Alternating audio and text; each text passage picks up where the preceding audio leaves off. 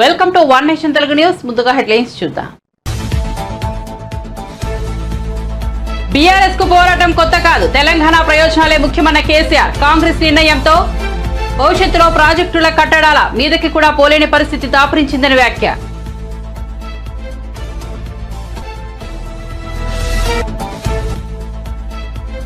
జీడీ నెల్లూరులో రా కదిలేరా సభ హాజరైన చంద్రబాబు. వాలంటీర్లు ప్రజాసేవ చేస్తే అభ్యంతరం లేదని వెల్లడి. వైసీపీకి సేవ చేస్తే మాత్రం వదిలిపెట్టబోమని వార్నింగ్.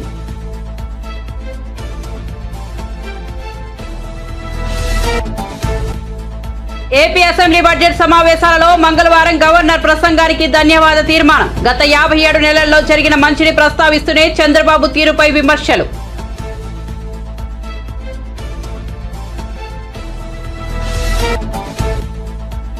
తెలంగాణ ప్రభుత్వం కీలక నిర్ణయం. గ్రూప్ 1 పోస్టుల భర్తీకి ప్రభుత్వ ఆదేశాలు జారీ. కొత్తగా 60 పోస్టులు పెంచిన తెలంగాణ ప్రభుత్వం. 563కు చేరిన గ్రూప్ 1 పోస్టుల సంఖ్య.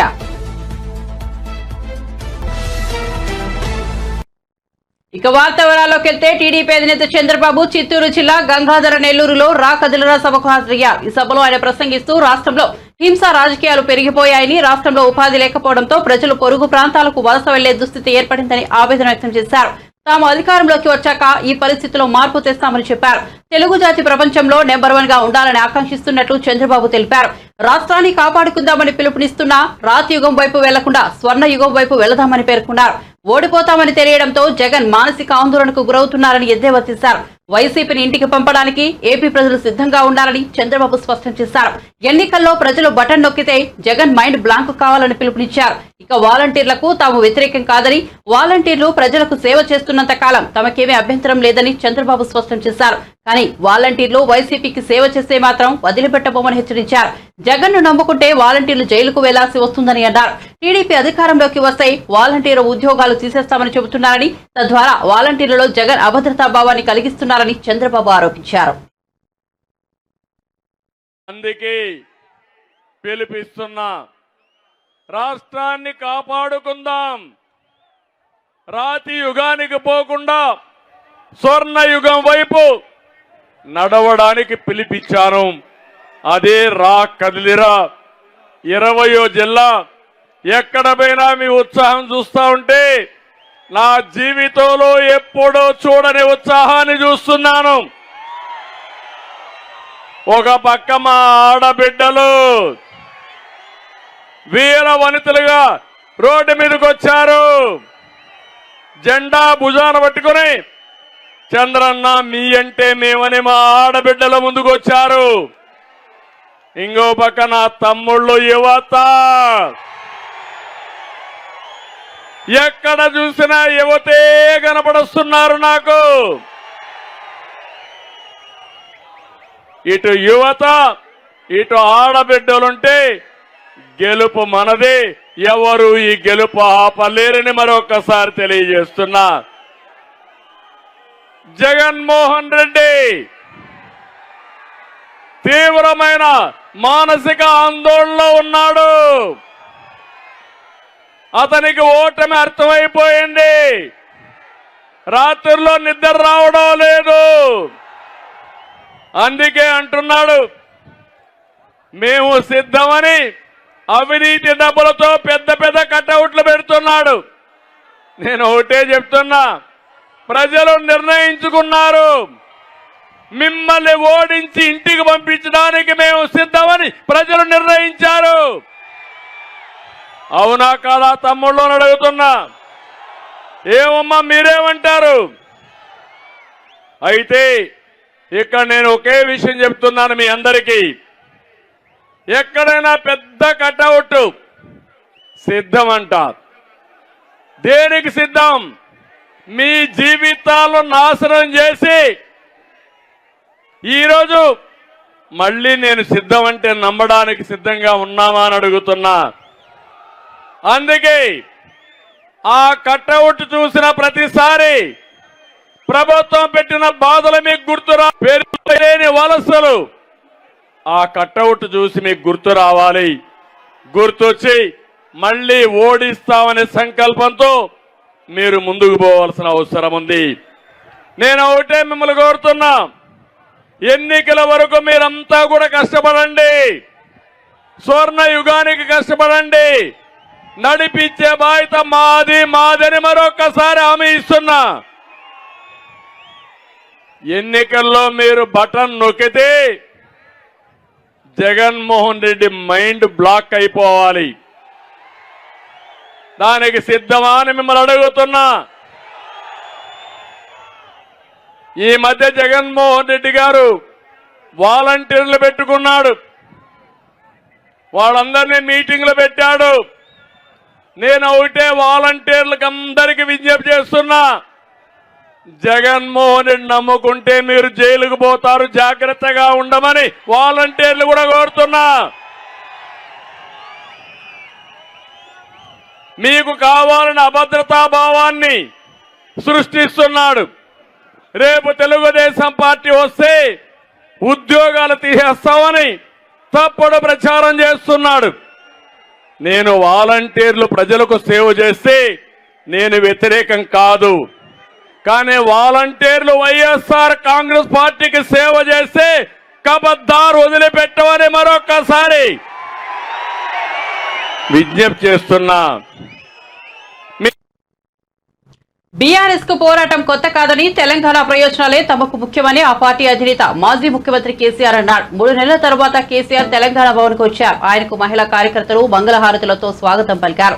అనంతరం ఏర్పాటు చేసిన మహబూబ్ నగర్, రంగారెడ్డి, ఖమ్మం, నల్గొండ జిల్లాల ప్రతినిధులతో సమీక్షలో మాట్లాడుతూ కేఆర్ఎంబీ పరిధిలోకి ప్రాజెక్టులు వెళ్తే మన రాష్ట్రానికి తీరని అన్యాయం జరుగుతుందన్నారు.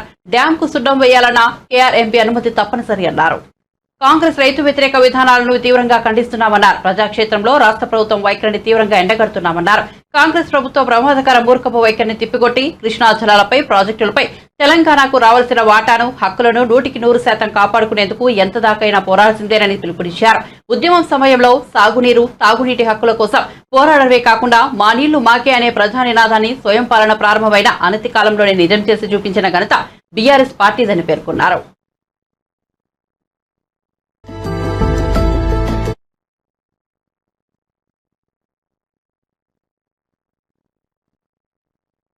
తెలంగాణ ప్రభుత్వం నిరుద్యోగులకు శుభవార్త చెప్పింది. గ్రూప్ 1 పోస్టుల భర్తీకి ఆదేశాలు జారీ చేయడంతో పాటు పోస్టులను పెంచుతూ కీలక నిర్ణయం తీసుకుంది. గ్రూప్ 1 లో మరో 60 పోస్టులను పెంచుతూ రేవంత్ రెడ్డి ప్రభుత్వం నిర్ణయం తీసుకుంది. గత ప్రభుత్వం 503 పోస్టులకు తెలంగాణ ప్రభుత్వం నోటిఫికేషన్ విడుదల చేసింది.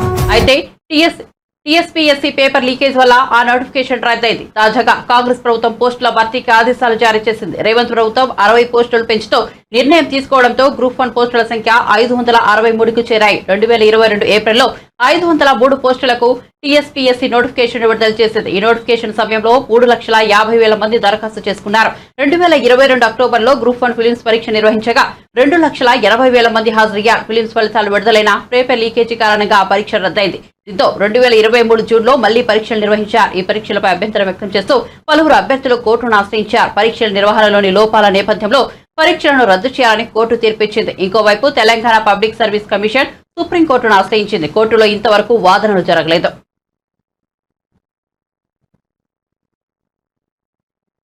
నోరు తెరిస్తే చంద్రబాబు 14 ఏళ్లు సీఎంగా ఉన్నారని అంటారని, అనుభవం అనేది రాష్ట్రాలకు, ప్రజలకు ఉపయోగపడేలా ఉండాలని, ఏ అనుభవం లేకుండానే రాష్ట్రానికి సుపరిపాలన అందించామని ముఖ్యమంత్రి వైఎస్ జగన్మోహన్ రెడ్డి పేర్కొన్నారు. ఏపీ అసెంబ్లీ బడ్జెట్ సమావేశాలలో మంగళవారం గవర్నర్ ప్రసంగానికి ధన్యవాద తీర్మానంపై సీఎం జగన్ ప్రసంగిస్తూ గత 57 నెలల్లో జరిగిన మంచిని ప్రస్తావిస్తూనే చంద్రబాబు తీరుపై ఎండగట్టారు. ఇప్పటి వరకు 5 బడ్జెట్లు ప్రవేశపెట్టాం. ఇదే బడ్జెట్ కు మరిన్ని బెరుకులతో వచ్చే ప్రభుత్వంలో పెట్టుకుందాం. 2024 జూన్లో మన ప్రభుత్వం ఏర్పడ్డాక పూర్తిస్థాయి బడ్జెట్ ప్రవేశపెడతామని పేర్కొన్నారు. 8 పథకాల అధ్యక్ష, నేను పైన చెప్పినట్టు 8 పథకాలకే 52,700 కోట్ల రూపాయలు అవుతా ఉన్నాయి. 8 పథకాలకి అంటే ఎవరైనా కూడా టచ్ చేయాలంటే కూడా టచ్ చేయలేని సబ్జెక్ట్స్. టచ్ చేయాలి అంటే కూడా ఎవడన్నా దీన్ని రద్దు చేయాలి అని ఎవడన్నా టచ్ చేయాలనుకుంటే కూడా కూడా చేయలేని సబ్జెక్ట్. ఖచ్చితంగా అమలు చేయాల్సిందే ఎవరైనా. అటువంటిది 52,700 కోట్లు. మళ్ళీ ఈ 52,700 కోట్లకు చంద్రబాబు నాయుడు గారు ఇప్పుడు చెప్పిన ఈ 6 హామీలు ఇవి కూడా యాడ్ చేస్తే, ఈ స్లైడ్ 14 చూపించాం, 14 ఈ 6 కూడా యాడ్ చేస్తే ఏమన్నాడు, మహాశక్తి అంట. 18 ఏళ్ళు నిండిన ప్రతి మహిళకు నెలకు 1500 అంటే ఏడాదికి 18 ఏళ్ళు నిండిన ఎంతమంది ఉన్నారని అంటే మన ఓటర్స్ జాబితా చూస్తే తెలుస్తుంది అధ్యక్ష. మన ఓటర్ల లిస్టు చూస్తే ఎంతమంది మహిళలు ఉన్నారు 18 ఏళ్ళు నిండిన వాళ్ళంతా మొత్తం ఓటర్స్ లిస్టులో ఉంది. వాటికి మనము 2,10 లక్షలు ఉంటే మనం వాటికి 2 కోట్లు చూపిస్తున్నాం, కొంచెం వాటికి తగ్గించినాం. అట్లా వేసుకున్నా కానీ 36,000 కోట్లు ఈ మహాశక్తికి. తల్లి తర్వాత ఈ తల్లికి వందనం, అది ఏంది, ఎంతమంది పిల్లలు ఉంటే అంతమందికి 15,000 అంట. ఏం నోటికి ఎంత వస్తే అంత చెప్పేసేయడమే, కాబట్టి ఏం పోయేదేముంది అని చెప్పి ఇచ్చేదే సచ్చేదే మన అనే లెవెల్లోకి మనుషులు చెప్పేయడం మొదలు పెడతా ఉన్నారు. తల్లికి వందనం అని చెప్పి ఎంతమంది పిల్లలు ఉంటే అంతమందికి. రాష్ట్రంలో 83 లక్షల మంది పిల్లలకు మనము మంచి జరిగిస్తూ 33,000 కోట్లు మనము ఈ రైతు భరోసా కింద మనం ఇప్పటికీ ఇచ్చేసాం రైతులకు. అలాంటి పథకానికి కూడా మళ్ళా అప్పుడు 13,500 చేయడానికి రైతులకు మనసు రాలే. ఇప్పుడు దానికి పోయేదేముందిలే అని చెప్పి 20,000 అంటున్నాడు. దానికి ఇంకొక 10,000 కోట్లు, 11,000 కోట్లు, అంతా కలిపితే 73,000 కోట్లు. ఈ 73,000 కోట్లకు నేను ఇంతకుముందు చెప్పినా కదా, టచ్ చేయలేని సబ్జెక్టులు ఉన్నాయని చెప్పి పెన్షన్లు కానీ. ఇంత మోసం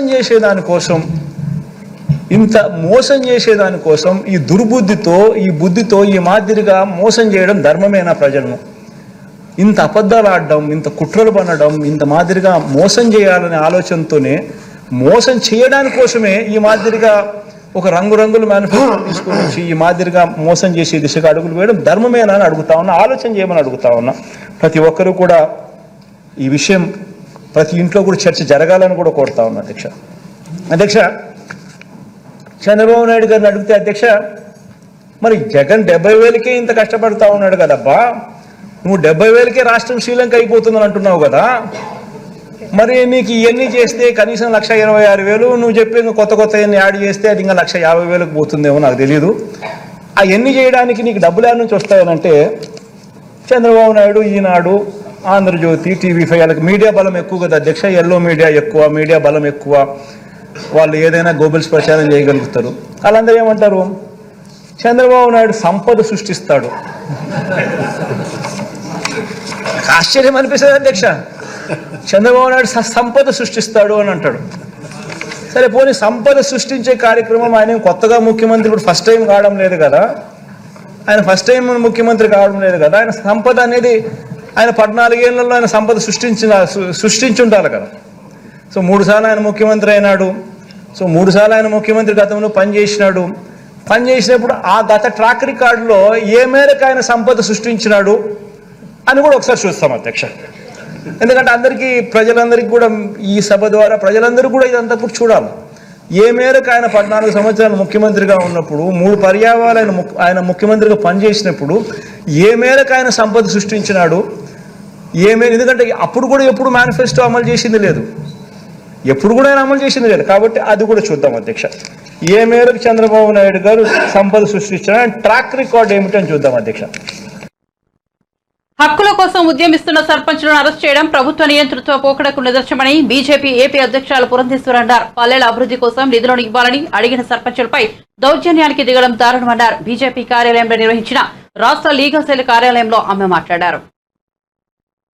సర్పంచులు ఏవైతే విధిగా వారికి రావాల్సినటువంటి వనరులు ఏవైతే ఉన్నాయో వాటిని రాష్ట్ర ప్రభుత్వం పక్కదారి మళ్లిస్తున్నటువంటి విషయం మనందరికీ తెలుసు. ఇవాళ అసలు రాష్ట్ర ప్రభుత్వంలో ఈ సర్పంచులు ఎవరైతే ఉన్నారో పాపం వారు ఎన్నికలకి వెళ్తున్నటువంటి సందర్భంలో ఆ గ్రామాల్లో ఉన్నటువంటి ప్రజలకి అనేక వాగ్దానాలు చేస్తారు. రోడ్డు చేస్తామని, డ్రైనేజీలు చేస్తామని, మంచినీరు ఇస్తామని. కానీ రాష్ట్ర ప్రభుత్వం డబ్బులు ఇవ్వలేదు. ఎప్పటికైనా బిల్లు ఇవ్వకపోతుందా అనేటువంటి ఆలోచనతోటి వారు బయట నుండి అప్పు తీసుకుని వచ్చి ఏదైతే వాగ్దానాలు చేశారో వాటన్నిటినీ కూడా అక్కడ సర్పంచ్ నిర్వర్తించడం జరిగింది. కానీ వారు పనిచేసిన తర్వాత కూడా బిల్లు రానటువంటి నేపథ్యంలో చాలామంది సర్పంచులు, ప్రత్యేకించి గుంటూరు జిల్లాలో ఒక మహిళ కూడా, పల్నాడు ప్రాంతం అనుకుంటాను, మహిళా సర్పంచ్ కూడా ఆత్మహత్య చేసుకోవడం జరిగింది. ఎందుకంటే అప్పుల భారం తట్టుకోలేక ఆ అప్పు తిరిగి కట్టలేనటువంటి పరిస్థితుల్లో వారు ఆత్మహత్య కూడా చేసుకోవడం జరిగింది. ఇవాళ చూసినట్లయితే గ్రామాల్లో ఏమాత్రం అభివృద్ధి ఎతికినా కూడా మచ్చుకైనా కూడా మనకి కనపడినటువంటి విషయం. రోడ్ల పరిస్థితి ఎలాగుందో మనందరికీ తెలుసు. త్రాగునీటి వసతి సరిగ్గా లేదు. కనుక అటువంటి అంశాల మీద ఇవాళ సర్పంచులు ఉద్యమించి ఏవైతే మాకు చట్టబద్ధంగా రావాల్సినటువంటి వనరులు ఉన్నాయో వాటిని ఇవ్వనటువంటి సందర్భంలో మరొకసారి రాష్ట్ర ప్రభుత్వానికి వారి యొక్క బాధ్యతలు గుర్తు చేయాలి అనేటువంటి ఆలోచనతో అసెంబ్లీ జరుగుతున్నటువంటి నేపథ్యంలో వారు, ఎందుకంటే అనేక స్థాయిల్లో అనేక మాధ్యమాల ద్వారా కూడా వాళ్ళు రాష్ట్ర ప్రభుత్వానికి తెలియజేస్తే ఇసుమంత కూడా రాష్ట్ర ప్రభుత్వంలో చలనం లేదు. ఆ లేనటువంటి సందర్భంలో వారు ఇవాళ అసెంబ్లీ ముట్టడి అని చెప్పే కార్యక్రమాన్ని తీసుకుని ఇవాళ సర్పంచ్లందరూ కూడా అసెంబ్లీకి వెళ్ళారు. ఎందుకంటే రాష్ట్ర ప్రభుత్వానికి అక్కడ ఎట్లాగో మంత్రులు ఎమ్మెల్యేలు అందరూ వస్తారు కాబట్టి మళ్ళీ ఒకసారి వారందరికీ కూడా మరలా వారు ఎదుర్కొనే పరిస్థితిని వారికి గుర్తు చేద్దామనేటువంటి ఆలోచనతో. కానీ ఇవాళ రాష్ట్ర ప్రభుత్వం నిర్దాక్షిణ్యంగా అక్కడ సర్పంచుల్ని అరెస్ట్ చేయడం అనేది ఇది ఒక రకంగా చెప్పాలంటే నియంతృత్వ పోకడ ఏదైతే ఉందో రాష్ట్ర ప్రభుత్వానికి దానికి నిదర్శనం అని చెప్పి తెలియజేస్తూ సర్పంచుల పక్షాన గ్రామీణాభివృద్ధికి పెద్దపీట వేస్తూ సర్పంచుల పక్షాన భారతీయ జనతా పార్టీ ఎప్పుడూ కూడా వారికి అండగానే నిలబడి ఉంటుంది అని చెప్పి మీ మాధ్యమంగా వారందరికీ కూడా తెలియజేస్తూ ఇవాళే సర్పంచులు తెలంగాణలో కాంగ్రెస్ ప్రభుత్వం కూలిపోతుందని వైసీపీ ఎంపీ విజయసాయిరెడ్డి అన్నారు. ఈ వ్యాఖ్యలపై విజయసాయికి ఏపీ కాంగ్రెస్ వ్యవహారాల ఇన్ఛార్జ్ మాణిక్యం ఠాకూర్ కౌంటర్ ఇచ్చారు.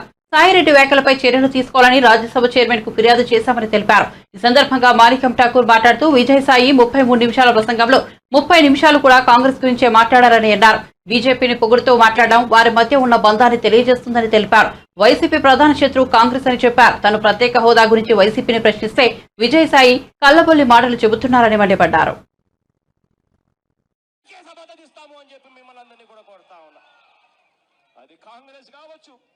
ఇంకొకరు కావచ్చు ఎవరైనా కూడా కావచ్చు. కాకపోతే వాళ్ళను నమ్మి మోసపోవద్దని మాత్రం మిమ్మల్ని అందరినీ కూడా కోరుతా ఉన్నా. మన ఎంపీలు మన దగ్గరే పెట్టుకుందాము.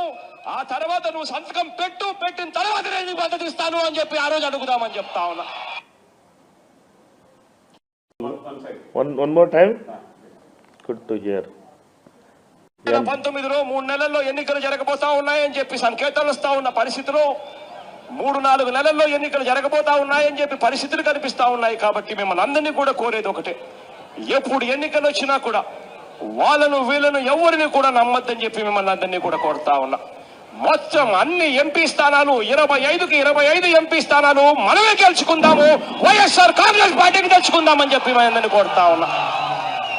ఆ తర్వాత నేను మిమ్మల్ని అందరికీ కూడా హామీ ఇస్తా ఉన్నా, 25కి 25 ఎంపీ స్థానాలు మన దగ్గరే పెట్టుకుందాం.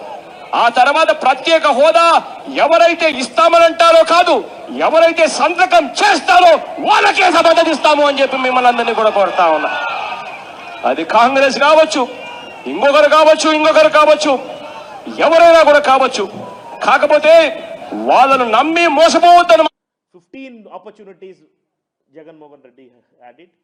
All the 15 opportunities they left it, and they were just supporting Modi and Amit Shah.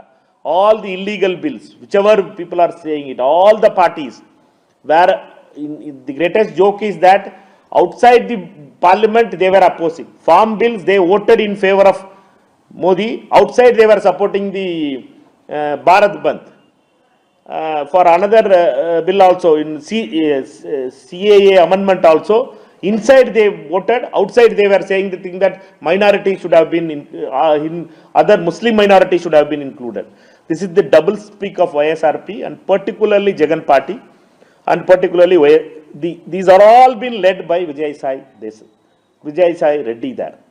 These all actions in Rajya Sabha was led by a man called Vijay Sai Reddy. Therefore, it is very clear that Jagan is part of the BJP. He is the trusted ally of BJP. He continues to be he is the ATM of BJP. Whenever they want support for political purposes in Delhi, in Rajya Sabha, Jagan is there. Therefore, Modi and Amit Shah was able to run through, bulldoze all bills in Parliament. Recently also they had done it. Therefore, we would like to say to the people of Andhra Pradesh that Vijay Sai Reddy played a major role in surrendering the interest of Andhra Pradesh to Modi and Amit Shah in Delhi. Before Delhi, they surrendered all their MPs. 22 MPs were there in Rajya Sabha, 12 MPs were there. All MP supports they had surrendered to Delhi Darbar without any kind of support, without any kind of benefits for the state. What benefit they got it? My question is, for what benefit they had surrendered the interest of Andhra Pradesh? This is TDP అధికారంలోకి రాగానే అన్నా క్యాంటీన్లను చంద్రబాబు పునరుద్ధరిస్తారని ఆయన సత్యమని నారా భువనేశ్వరి చెప్పారు. అన్నా క్యాంటీన్లకు వైఎస్ఆర్సీపీ ప్రభుత్వం నిలిపివేసిన రాష్ట్ర వ్యాప్తంగా 140కి పైగా క్యాంటీన్లను టీడీపీ శ్రేణులు స్వచ్ఛందంగా నడుపుతున్నారని తెలిపారు. మంగళగిరిలో 4వ క్యాంటీన్ను ఆమె ప్రారంభించారు. ఈ సందర్భంగా ఆమె స్వయంగా భోజనం వడ్డించారు.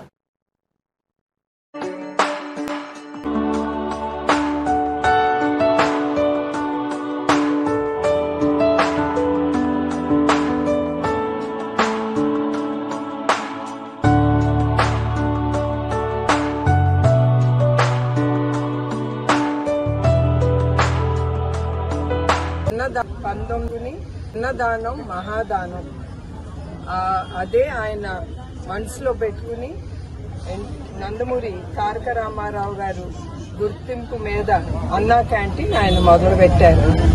అట్లాంటిది 2019లో వేరే ప్రభుత్వం ఇప్పుడుండే ప్రభుత్వం వచ్చి అన్ని వాళ్ళు కొల్లగొట్టారు అన్నా క్యాంటీన్ అన్ని. అయినా కూడా ఇప్పుడు 140 క్యాంటీన్లు నడుస్తున్నాయి. అది టీడీపీ వాళ్ళు కావచ్చు, బయట ప్రజలు స్వచ్ఛతంగా వచ్చి వాళ్ళు స్పాన్సర్ చేసుకుని అన్నా క్యాంటీన్ ప్రజలకి భోజనం పెడుతున్నారు. ఆ దాతలందరికీ నా కృతజ్ఞతలు, థ్యాంక్ యూ అండి. అట్లానే ఆ ఒక్క సంవత్సరంలో 7.25 మంది భోంచేశారు. అది ఉండుంటే ప్రజలకి చాలా అందుబాటులో ఉండేది. సో నేను కోరేది ఏంటంటే, తప్పకుండా నేను చంద్రబాబు నాయుడు గారు పవర్లోకి వచ్చినప్పుడు ఆయన తప్పకుండా ఇది ప్రారంభిస్తారు. మంగళగిరిలో లోకేష్ గారు కానీ, కుప్పంలో చంద్రబాబు నాయుడు గారు కానీ మొదలు పెడితే అది కూడా ఆపారు. కానీ ఎవ్వరూ వెనక అడుగు వేయలేదు. వాళ్లే కాదు, తెలుగుదేశం కార్యకర్తలు కానీ, తెలుగుదేశం సింపథైజర్స్ కానీ ఎవరు వెనక అడుగు వేయలేదు. అందరూ ధైర్యం చేసి ఈ అన్నా క్యాంటీన్ ముందుకు తీసుకెళ్లారు. అది మా తెలుగుదేశం బిడ్డల గొప్పతనం. యాదాద్రి భువనగిరి జిల్లా కేంద్రంలోని ఎస్సీ వసతి గృహంలో 10వ తరగతి విద్యార్థుల ఆత్మహత్య ఘటనపై బీఆర్ఎస్ ఎమ్మెల్సీ కల్వకుంట్ల కవిత పలు అనుమానాలు వ్యక్తం చేశారు. హాస్టల్ పరిసర ప్రాంతాలను ఆమె మంగళవారం పరిశీలించారు. పోలీసులు పారదర్శకంగా దర్యాప్తు చేసి దోషులను త్వరగా గుర్తించాలని కోరారు. పాఠశాలలో జరిగినటువంటి ఒక విషాదకరమైనటువంటి సంఘటన. 2 ఆడపిల్లలు 10వ తరగతి చదువుతున్నటువంటి ఆడబిడ్డలు ఇద్దరు కూడా సూసైడ్ చేసుకొని చనిపోవడం. 2, 3, 4 రోజులు అవుతున్నప్పటికి కూడా మరి పోలీసు వాళ్ళకి ఎటువంటి కారణాలు సరిగ్గా దొరకడం లేదని చెప్పడం జరిగింది. మరి జరిగినటువంటి ఇష్యూ చాలా దారుణమైనది, హృదయ విదారకంగా ఉన్నది. 2 ఆడపిల్లలు ఒకటే రూమ్లో సూసైడ్ చేసుకొని చనిపోవడం, మరి ఒక అనుమానాస్పద రీతిలో ఉన్నటువంటి సూసైడ్ లెటరు, ఇక్కడ చూస్తున్నటువంటి పరిసర ప్రాంతాలు అన్నీ కూడా కొద్దిగా అనుమానాస్పదంగా ఉన్నాయి. మరి పోలీస్ వాళ్ళు తక్షణమే మంచిగా ఇన్వెస్టిగేషన్ తరోగా చేసి దోషులు ఎవరన్నది నిర్ధారించాల్సినటువంటి అవసరం ఉన్నది. ఎందుకంటే ఎక్స్టర్నల్గా బయట నుండి ఎవరో వచ్చారు అనేటటువంటి అనుమానాలు కూడా చెప్తున్నటువంటి నేపథ్యం కనబడతా ఉంది. కాబట్టి యాజమాన్యం కూడా ఈ అంశంలో సంపూర్ణంగా పోలీసులకు సహకరించాలి. పోలీసు వాళ్ళు పారదర్శకంగా మరి ఇన్వెస్టిగేషన్ చేసి తక్షణమే రిజల్ట్ ఇవ్వాలి. ఇది మనం పేరెంట్స్గా కూడా మనందరం కూడా ఆలోచించుకోవాల్సినటువంటి సందర్భం ఏంటంటే, 10వ తరగతి చదువుతున్నటువంటి పిల్లలు మరి వాళ్ళు ప్రెషర్కి తట్టుకోలేక ఇవాళ ఆత్మహత్యలు చేసుకుంటున్నారా, లేకపోతే ఇంకేదైనా జరిగిందా, ఈ పరిస్థితులకు కారణం ఏంటి, మన పిల్లలు సేఫ్గా ఉన్నారా లేదా, ఇటువంటి భయాందోళనలు పెరుగుతున్నటువంటి నేపథ్యంలో మరి ప్రభుత్వం తక్షణమే పాజిటివ్ చర్యలు తీసుకోవాలని చెప్పి తెలంగాణ జాగృతి పక్షాన, బీఆర్ఎస్ పార్టీ పక్షాన డిమాండ్ చేస్తూ ఉన్నాం. Thank you. జై తెలంగాణ. ప్రైవేట్ కళాశాలలో జరిగినటువంటి ఒక విషాదకరమైనటువంటి సంఘటన. 2 ఆడపిల్లలు 10వ తరగతి అధికారంలోకి రాగానే అమలు చేస్తామన్న హామీలను కాంగ్రెస్ సర్కార్ గాలికి వదిలేసిందని మాజీ మంత్రి హరీష్ రావు విమర్శించారు. హామీలు అమలు చేయాలని డిమాండ్ చేస్తుంటే ఎదురుదాడికి దిగుతున్నారని తెలిపారు. పాలన కంటే బీఆర్ఎస్ నేతలను తిట్టేందుకు అధిక సమయం కేటాయిస్తున్నారని హరీష్ రావు ఆరోపించారు. ఇవాళ వాళ్ళుగానే డేట్లు పెట్టినారు. ఫిబ్రవరి 1వ తేదీన గ్రూప్ 1 నోటిఫికేషన్ ఇస్తామని, డిసెంబర్ 9వ తేదీన 2 లక్షల రుణమాఫీ చేస్తామని, డిసెంబర్ నెలలోనే 4,000 రూపాయల పెన్షన్ ఇస్తామని, రాగానే వడ్లకు బోనస్ ఇస్తామని, ఇవాళ ఏ విషయాన్ని కూడా వాళ్ళు అమలు చేయలేకపోయినారు. ప్రజలకు ఇచ్చిన మాట నిలబెట్టుకోలేకపోయినారు. దాంతో ప్రజల్లో చర్చ జరుగుతూ ఉంది. కాంగ్రెస్ పార్టీ 100 రోజుల్లో చేస్తామన్నవి కొన్ని అయితే, కొన్నిటికైతే ప్రత్యేకంగా డేట్లే పెట్టినారు. డిసెంబర్ నుంచే చేస్తాము అని స్పెసిఫిక్గా డేట్లు పెట్టినారు కనుక అక్కడ ఈరోజు ప్రజల్లో చర్చ జరుగుతూ ఉంది. అందువల్ల మార్పు అనేటువంటిది ఇలా మొదలైంది. కాంగ్రెస్ పార్టీ వచ్చినాక ఏదైనా మార్పు అనేది వచ్చిందంటే 6 లక్షల మంది ఆటో కార్మికులను రోడ్డు మీదకి తెచ్చి నిన్నటి వరకు 20 మంది ఆటో డ్రైవర్లు ఆత్మహత్య చేసుకున్న పరిస్థితి. ఇలా మార్పు అంటే రైతాంగానికి తెలంగాణ పల్లెల్లో 24 గంటల కరెంటు కాదు, కేవలం 14-15 గంటల కరెంటే వస్తూ ఉంది. రోజుకు 4 సార్లు కరెంటు ట్రిప్ అవుతున్నటువంటి పరిస్థితి. అంటే కరెంటు విషయంలో మార్పు వచ్చింది ఈరోజు. అంటే కాంగ్రెస్ వచ్చిన తర్వాత నిజంగా ప్రజలకు జరిగిన మేలు కంటే కూడా ఇలా నష్టం జరుగుతూ ఉంది. వాళ్ళు ఎంతసేపు ఒక బూతులు మాట్లాడుతూ బుల్డోజ్ చేసే ప్రయత్నం చేస్తూ ఉన్నారు తప్ప న్యాయంగా ఒక పరిపాలన మీద దృష్టి పెట్టింది కానీ పాలన మీద ఆలోచించింది కానీ లేదు. అన్నీ మీరే చూస్తారు. అసెంబ్లీకి తప్పకుండా వస్తారు. ప్రజా జీవితంలో ఆయన ప్రజానాయకుడు, ఆయన ఒక ఉద్యమ నాయకుడు. ఆయన రానే రాదన్న తెలంగాణను 14 ఏళ్లు పోరాడి తెలంగాణ తెచ్చిన నాయకుడు. ఈ తెలంగాణ సంక్షేమం కోసం, తెలంగాణ అభివృద్ధి కోసం, తెలంగాణ ప్రజల కోసం ఆయన అన్ని రకాల కూడా ఎక్కడ కూడా అన్కాంప్రమైజ్గా కొట్లాడేటువంటి నాయకుడు. రేపు రాబోయే రోజుల్లో బులెటిన్ ముగించే ముందు హెడ్లైన్స్ మరోసారి చూద్దాం.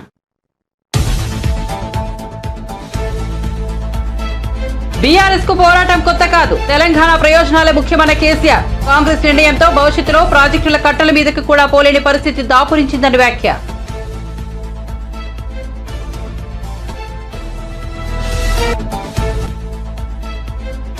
జీడీ నెల్లూరులో రాకదిల్రా సభ హాజరైన చంద్రబాబు. వాలంటీర్లు ప్రజాసేవ చేస్తే అభ్యంతరం లేదని వెల్లడి. వైసీపీకి సేవ చేస్తే మాత్రం వదిలిపెట్టబోమని వార్నింగ్.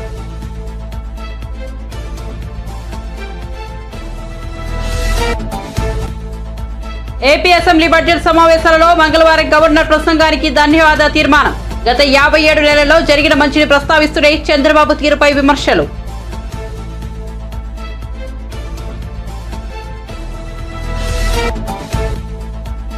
తెలంగాణ ప్రభుత్వం కీలక నిర్ణయం. గ్రూప్ 1 పోస్టుల భర్తీకి ప్రభుత్వ ఆదేశాలు జారీ. కొత్తగా 60 పోస్టులు పెంచిన తెలంగాణ ప్రభుత్వం 563కు చేరిన గ్రూప్ 1 పోస్టుల సంఖ్య.